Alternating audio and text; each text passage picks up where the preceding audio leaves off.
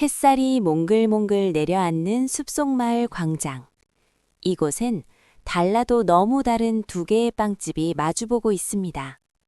마을 입구의 번쩍 빵집은 멀리서도 눈이 번쩍 뜨일 만큼 화려합니다. 주인은 매일 아침 빵 위에 알록달록한 크림과 화려한 장식들을 올려 누구나 사진을 찍고 싶게 만들었죠. 하지만 이곳의 문턱은 사람마다 높이가 달랐습니다. 주인은 비싼 빵을 많이 사는 손님에겐 비굴할 정도로 친절했지만 평범한 이웃들에겐 안 살 거면 만지지 말고 나가요. 빵 모양 망가지니까. 라며 쌀쌀맞게 굴었죠. 그의 관심은 오로지 저녁에 열어볼 매출 장부뿐이었습니다.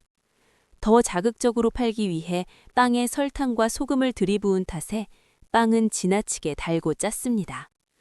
겉은 화려해 이목을 끌었지만 속은 몸을 해치는 가짜 빵이었던 거예요.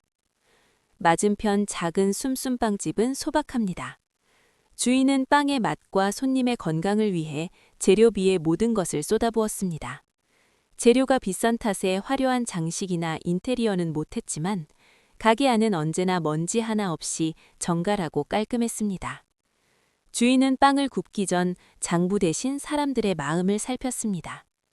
어르신들을 위한 저당 구름빵. 빵을 좋아하지만 당 걱정에 참으셔야 했던 어르신들을 위해 설탕 대신 자연의 고소함을 가득 담았습니다. 아이들을 위한 칼슘 공룡빵. 튼튼하게 자라야 할 아이들을 위해 칼슘을 듬뿍 넣고 아이들이 제일 좋아하는 티라노사우루스 모양으로 정성껏 빚었죠. 얼마 뒤 마을에 변화가 찾아왔습니다. 번쩍빵집의 자극적인 맛에 속이 상한 사람들이 늘어났고 주인의 불친절함에 다시는 그곳을 찾지 않았습니다. 화려했던 쇼윈도엔 거미줄이 쳤고 매출 장부만 바라보던 주인은 결국 텅 빈 가게를 뒤로 한 채 폐업하고 말았습니다. 하지만 쏨쏨빵집은 달랐습니다. 겉은 소박해도 나를 생각하는 진짜 맛을 알아본 사람들이 마을을 가득 채웠습니다. 소문은 숲을 지나 전국으로 퍼져나갔고 이제는 먼 곳에서도 쏨쏨빵집 맛을 맛보러 기차를 타고 오는 사람들이 줄을 이었습니다. 쏨쏨빵집은 마을의 자부심이자 모두의 마음이 쉬어가는 가장 유명한 빵집이 되었습니다. 과학자 정의는 믿었어. 내가 하는 프로젝트는 항상 성공해야 한다. 그 믿음은 정의를 가두는 감옥이 됐지. 9,999번의 실패가 쌓이는 동안 통장은 비어갔고 실패는 용납 못한다는 고집에 마음은 우울함으로 문드러졌어. 드디어 1000번째 실험날. 연구실은 또 한 번 잿더미가 됐고 사람들은 비웃었지. 상식적으로 저 정도면 포기해야지. 진짜 바보 아냐. 실패자네. 비난 속에 고개를 숙였던 정의는 문득 자신을 짓누르던 그 무거운 믿음을 내려놓으며 중얼거렸어. 정답이 아니면 좀 어때? 그러니까 연구하지. 계속 찾아가면 돼. 그건 정답을 몰라 헤매며 실망하고 아파하는 세상 모든 사람에게 건네는 정의만의 위로였어. 이제 정의는 자유로워. 낮에는 전공인 과학으로 유능한 과외쌤이 되어 생활비도 벌지. 아이들의 엉뚱한 질문에 쌤도 그건 안 해봤네. 같이 찾아볼까? 라며 환하게 웃어. 아이들과 함께 정답으로 가는 길을 탐험하며 정의는 깨달았지. 완벽한 정답보다 더 소중한 건 함께 답을 찾아가는 그 즐거운 과정이라는 걸. 성공이라는 강바들 깨니 아픔은 지혜가 됐고 계속 실패하던 연구는 이제 고통이 아니라 최고의 놀이가 됐어. 남들이 뭐라든 상관없어. 나에겐 내일 가르칠 아이들과 모레 해볼 실험이 있으니까. 맑은 광을 띄우며 정의가 외쳐. 정답이 아니어도 괜찮아. 오늘도 우리 한번 살아보자. 바보처럼. 옛날 어느 숲속에 세상에서 가장 예쁜 보랏빛 꽃이 살았어요. 이 꽃은 매일 아침 찾아오는 꿀벌 윙잉이를 무척 좋아했답니다. 그래서 윙잉이가 오기만 하면 가지를 흔들며 물었지요. 윙잉아, 윙잉아, 넌 나를 얼마나 좋아하니? 세상에서 내가 제일 예쁘지?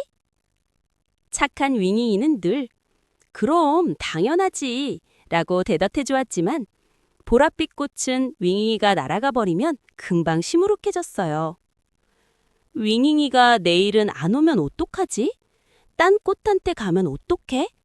걱정하느라 예쁜 꽃잎이 자꾸만 마르고 힘이 없어졌답니다. 지나가던 거북이 할아버지가 시들어가는 보랏빛 꽃을 보고 멈춰섰어요. 예쁜 꽃아, 왜 그렇게 힘이 없니? 사랑은 꿀벌에게 물어서 확인하는 게 아니란다. 네가 너의 뿌리를 튼튼하게 하고 향기를 진하게 만들면 꿀벌은 묻지 않아도 너를 찾아올 수밖에 없단다. 보랏빛 꽃은 그때부터 윙잉이만 기다리는 대신 스스로를 가꾸기 시작했어요. 뿌리 깊게 내리기. 꽃은 땅속 깊이 뿌리를 뻗어 시원한 물을 쭉쭉 빨아들였어요. 나는 튼튼해질 거야 라고 다짐하며 몸집을 키웠죠. 햇볕 샤워하기. 잎사귀를 활짝 펴서 햇볕을 듬뿍 받았어요. 잎사귀는 더 초록초록해졌고 꽃잎은 더 선명한 보랏빛으로 물들었답니다. 달콤한 향기 만들기. 꽃은 자신의 속을 아주 달콤하고 진한 꿀로 가득 채웠어요. 윙잉이에게 사랑을 구걸하는 대신 윙잉이에게 줄 아주 맛있는 선물을 준비한 거예요. 어느 날 보랏빛 꽃은 자기도 모르게 아주 진하고 향기로운 냄새를 숲속 가득 풍기게 되었어요. 그러자 윙잉이뿐만 아니라 숲속의 모든 나비와 벌들이 "우와, 이렇게 멋진 꽃이 있었다니" 하며 몰려들었죠. 다시 돌아온 윙잉이는 눈이 휘둥그레졌어요. 보랏빛 꽃은 이제 예전처럼 "나 좋아해?" 라고 묻지 않았어요. 그냥 햇살을 받으며 환하게 웃고 있을 뿐이었죠. 윙잉이가 꽃의 품에 쏙 안기며 말했어요. 보랏빛 꽃아, 넌 정말 세상에서 가장 멋지고 향기로운 꽃이야. 굳이 말하지 않아도 네가 나를 얼마나 소중하게 생각하는지, 그리고 네가 얼마나 멋진 친구인지 다 느껴져. 그제야 보랏빛 꽃은 깨달았어요. 스스로를 단단하고 소중하게 가꾸니 사랑은 묻지 않아도 향기처럼 자연스럽게 주변을 채운다는 것을요. 따스한 햇살이 내리쬐는 등지안, 형아새와 동생새가 사탕 하나를 두고 싸우고 있었어요. 이건 설탕처럼 달콤한 사탕이야. 내 말이 무조건 맞아. 형아새가 소리치자 동생새도 부리를 세우며 대들었죠. 아니야, 이걸 레몬처럼 새콤하다고. 형아는 왜 자꾸 네 말만 맞다고 우겨. 뭐? 너? 이게? 형이라고 해야지. 형아새는 자기가 형이니까 더 잘한다고 생각했어요. 그래서 동생새가 무슨 말을 하던 "그건 아니지. 네가 맛을 몰라서 그래." 라며 말을 툭툭 잘라버렸답니다. 그때 엄마 새가 돌아왔어요. 싸우느라 기컬이 삐죽삐죽 솟은 아기 새들을 본 엄마 새는 슬픈 목소리로 말했어요. 얘들아, 너희는 소중한 형제란다. 그런데 이렇게 싸우기만 하니 엄마는 너무 속이 상하는구나. 엄마가 속상해서 너희에게 맛있는 사탕을 물어다 줄 힘이 없다면 결국 누구 손해겠니? 아기 새들이 깜짝 놀라 고개를 숙이자 엄마 새는 아기 새들을 포근히 안아주며 타일렀어요. 형아 새는 사탕의 겉을 맛본 거고 동생 새는 사탕 속을 맛본 거야. 결국 둘 다 맞는 말을 한 거란다. 하지만 형아 새야, 네가 조금 더 잘한다고 해서 동생에게 "그건 아니야" 라고 단정 지으면 동생의 마음은 다쳐버려. 진짜 멋진 형아는 "너는 어떻게 느껴?" 라고 먼저 물어봐 줄 줄 아는 법이란다. 엄마 새는 아기 새들의 눈을 맞추며 따뜻하게 덧붙였어요.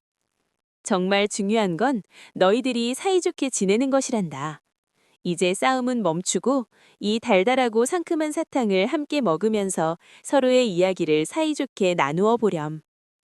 그날 이후 둥지에서는 싸움 소리가 사라졌어요. 형아새와 동생새는 이제 생각이 다를 때 절대 화내지 않아요. 오히려 "오, 나는 이렇게 느꼈는데 너는 어떻게 생각했어?" 라고 물으며 사탕을 맛있게 나눠 먹게 되었답니다. 구도심의 낡은 5층 건물.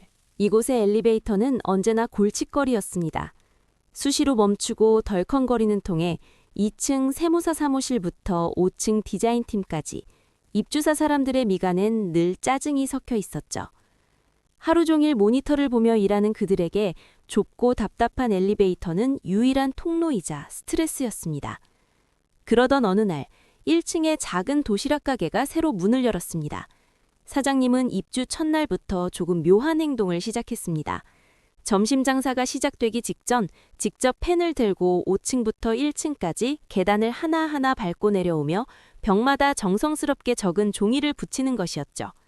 가게 앞엔 이런 공지가 붙었습니다. 오늘 계단 벽에 숨겨진 비밀 문구를 말씀해 주시는 분께는 도시락 500원을 할인해 드립니다.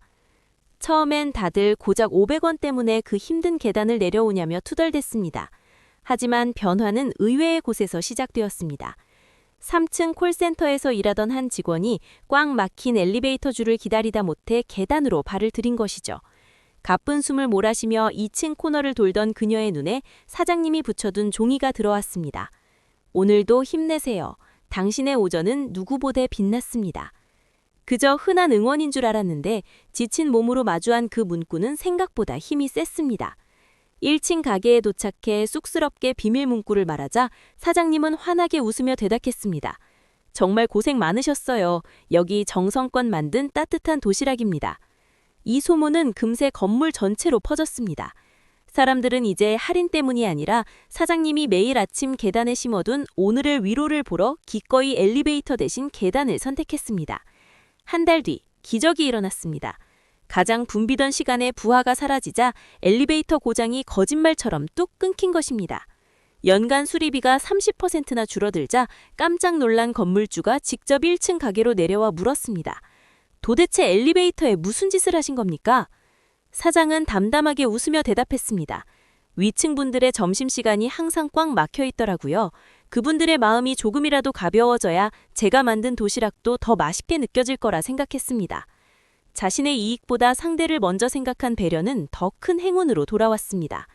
건물주가 그 자리에서 임대기간 5년 연장과 월세 동결이라는 파격적인 약속을 건넸죠. 오늘도 건물의 계단 벽에는 새로운 문구가 반짝입니다. 당신이 걷는 이 길 끝에 반드시 좋은 일이 기다리고 있을 거예요. 지우는 어느 날 SNS에서 고등학교 동창 민수의 소식을 보았습니다. 학창 시절 민수는 지우보다 부족해 보였던 친구였지만 지금은 유명 기업의 CEO가 되어 화려하게 살고 있었습니다. 지우는 운이 좋았겠지. 제가 그럴 리 없어. 라며 뜨거운 질투를 느꼈고 과거의 민수라는 틀 안에 갇혀 오늘의 민수를 인정하지 않았습니다. 괴로워하던 지우는 스승님을 찾아가 속마음을 털어놓았습니다. 스승님은 빙그레 웃으며 말씀하셨습니다. 지우야, 과거는 그저 과정일 뿐이란다. 사람은 매일 밤 깨우치며 변하는 법이지. 네가 10년 전 정보로 상대를 판단하면 결코 진짜 민수를 볼 수 없단다. 며칠 뒤 비즈니스 미팅에서 민수를 직접 마주친 지우는 스승님의 말씀대로 과거의 기억을 리셋하고 오늘 처음 본 사람처럼 그를 대했습니다. 대화를 나눠보니 민수는 더 이상 어설픈 소년이 아니었습니다. 수천 번의 실패를 딛고 일어선 단단한 내공과 지혜가 느껴졌고 지우는 깨달았습니다. 내가 보던 건 10년 전 그림자였구나. 오늘의 민수는 정말 멋진 사람이 되었네. 지우가 진심으로 민수를 인정하고 응원하자 놀라운 일이 벌어졌습니다. 민수 역시 지우의 변화된 기운에 감동하여 엄청난 프로젝트 협업을 제안한 것입니다.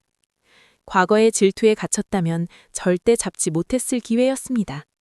이 협업은 대성공을 거두었고 지우는 그토록 바라던 초고속 승진의 주인공이 되었습니다. 연날 한 남자가 로또 1등만 되면 세상 모든 귀찮은 인연을 다 끊고 혼자 잘 살겠다고 다짐했어요.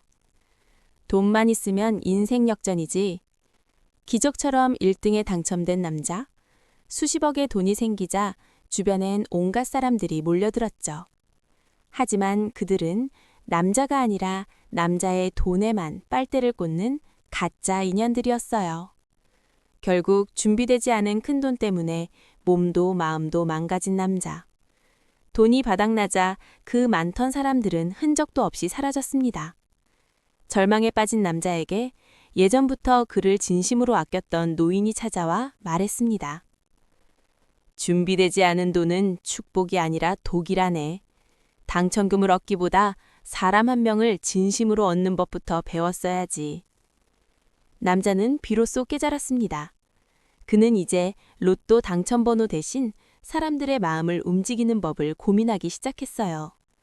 자신의 재능으로 누군가에게 기쁨을 줄 때 로또보다 더 큰 행복이 저절로 찾아온다는 걸 알게 되었거든요. 등짝을 맞고 억울해진 곰은 씩씩거리며 제일 친한 단짝 참새를 찾아갔습니다. 그리고 주변을 두리번 살피더니 참새 귀에 대고 아주 작게 속삭였습니다. 참새야, 진짜 세상에서 너한테만 말하는 건데 절대 비밀이야. 너만 알고 있어. 사실 호랑이 창고에 숨겨둔 흑돼지 삼겹살도 내가 다 구워 먹었거든. 참새는 눈을 동그랗게 뜨고 절대 말하지 않겠다며 고개를 끄덕였습니다. 하지만 그날 밤 참새는 입이 너무 간지러워서 도저히 잠을 잘 수가 없었습니다. 남의 엄청난 비밀을 혼자만 간직하라는 건 짹짹이 참새에겐 너무나 가혹한 고문이었습니다. 결국 다음 날 아침 참새는 숲속 광장으로 날아가 확성기를 들고 외쳤습니다. 속보입니다.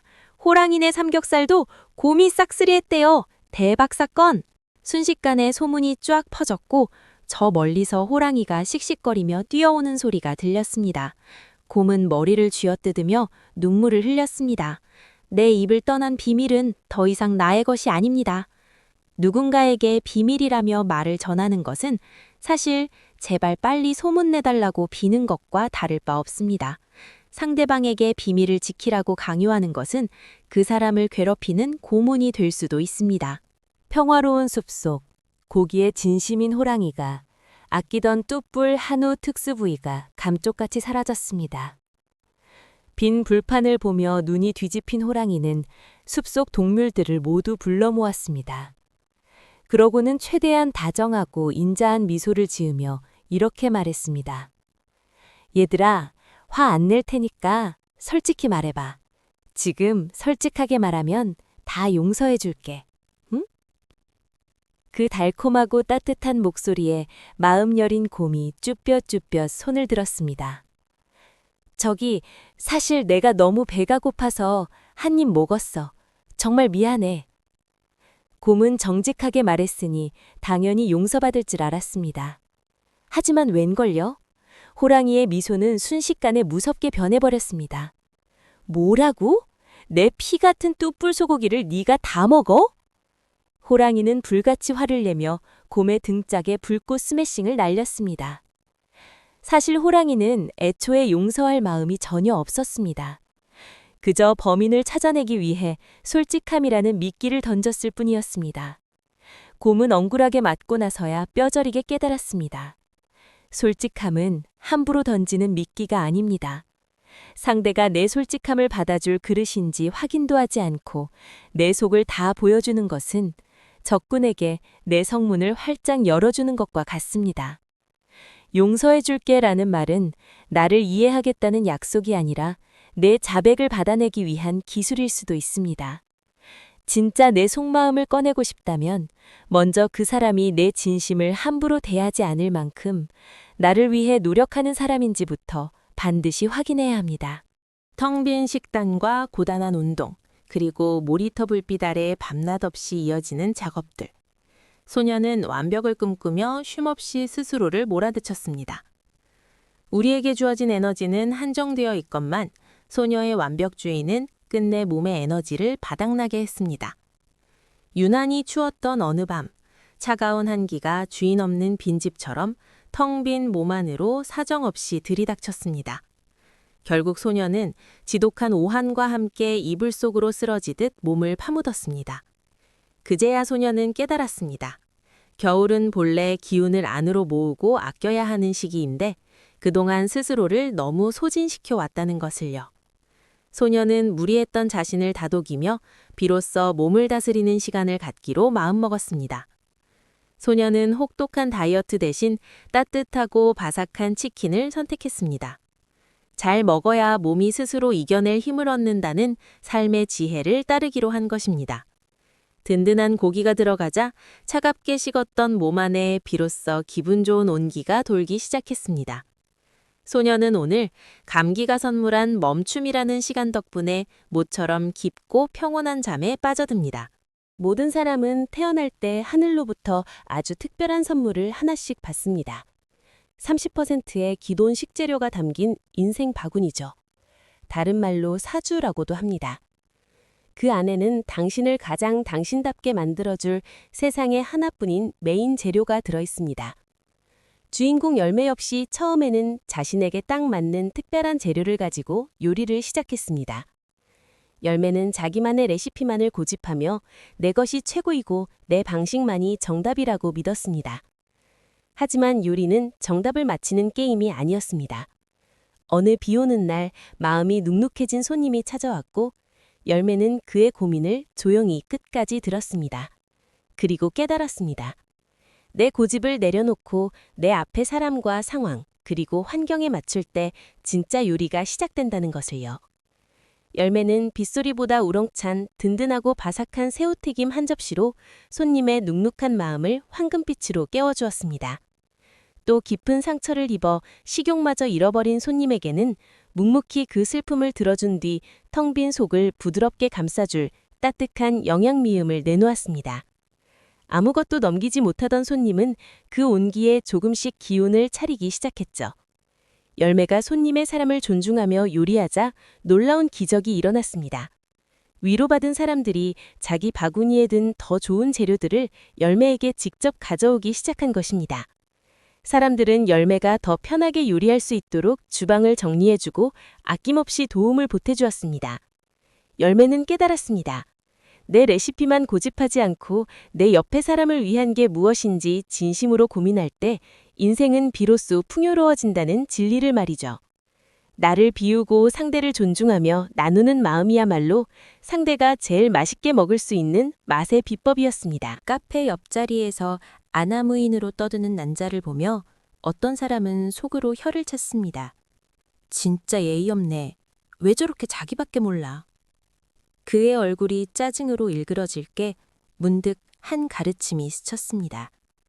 상대의 단점이 크게 보이는 건 네 안에도 그 못난 기운이 있다는 신호다. 그는 멈칫했습니다. 내가 저 무례한 사람이랑 똑같다고? 억울함도 잠시 가만히 스스로를 비춰보니 남을 무시하며 속으로 삿대질하던 자신의 오만함이 보였습니다.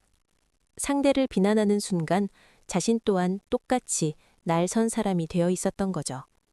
그는 상대를 째려보는 대신 눈을 감았습니다. 아, 저 모습이 내 안의 모순을 고치라고 온 스승이구나. 잘 보고 나를 닦겠습니다. 비판을 멈추고 상황을 있는 그대로 받아들이자 신기하게도 요란했던 남자의 목소리가 더 이상 귀를 괴롭히지 않았습니다. 잠시 후 그 무례하던 남자도 조용히 전화를 끊고 자리를 떴습니다. 남의 단점은 나를 비추는 거울입니다. 상대를 고치려 하기보다 나를 닦는 공부로 삼을 때 비로소 내 앞의 적은 사라지고 인생의 스승만 남게 됩니다. 취준생 미나는 오랜 스트레스와 편의점 알바 때문에 늘 불평불만을 달고 살았습니다. 그 탓에 몸은 붓고 안색은 칙칙해졌죠. 거울을 볼 때마다 푸석푸석하고 못난 모습에 자신감도 사라져갔습니다. 평소처럼 알바를 마치고 집으로 가는 길, 진상 손님에게 시달려 억울함에 잠겨있던 미나는 내려야 할 정류장을 한참 지나치게 됩니다. 터덜터덜 다시 집으로 걸어가야 할 생각에 불평을 하려던 찰나, 골목길 안에서 신비로운 빛을 내뿜는 마인드 부티크를 발견합니다. 미나는 홀린 듯 그곳으로 들어갔습니다. 그곳에서 마주한 마스터는 미나를 뚫어지게 보더니 이내 웃으며 말했습니다. 100일간 제가 시키는 대로 하면 빛나는 모습으로 바꿔줄게요. 비용은 100일 뒤 효과를 보면 그때 감사한 마음을 담아 표현하고 싶은 만큼만 주세요. 그렇게 미나의 빛나는 100일 프로젝트가 시작되었습니다. 첫 번째 미션은 여왕의 아침 식사. 음식을 예쁜 접시에 담아 매일 아침 여왕처럼 요염하게 30번씩 씹어먹는 것이었죠. 천천히 음식의 맛을 음미하자 평소보다 덜 먹게 되었고, 한 달 뒤에는 턱선이 살아나기 시작했습니다. 두 번째 미션은 터덜터덜 걷지 않고 올바르게 걷기. 앉을 때도 항상 허리를 꼿꼿이 펴는 것이었습니다.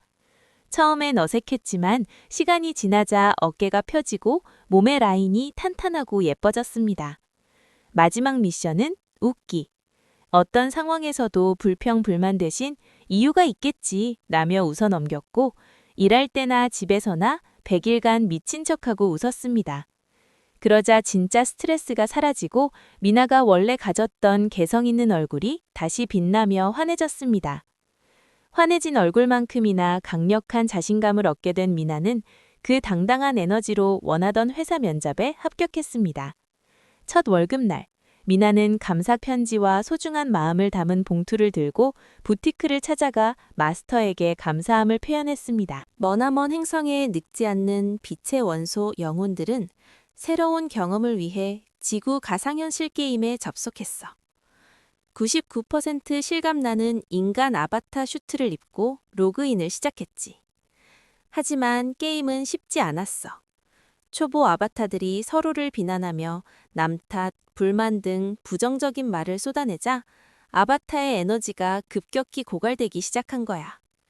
에너지가 바닥나자 지독한 인생 렉이 걸렸고, 중요한 순간마다 게임이 멈춰버려 레벨업은커녕 한 걸음 움직이는 것조차 힘겨워졌지.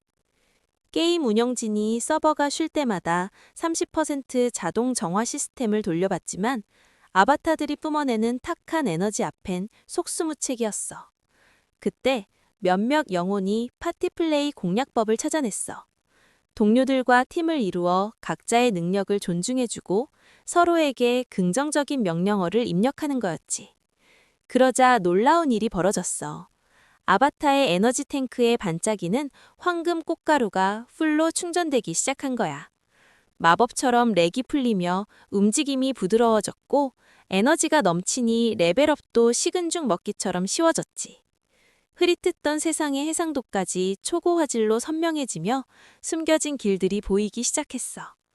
지구 서버에서 말렙을 찍은 영혼들은 이제 슈트를 벗고 본래의 빛나는 모습으로 돌아가거나 더 질 높은 차원의 서버로 가서 무한 레벨업을 이어갔어. 그리고 마침내 이들은 우주 전체의 해상도를 관리하는 멋진 운영진이 되었어.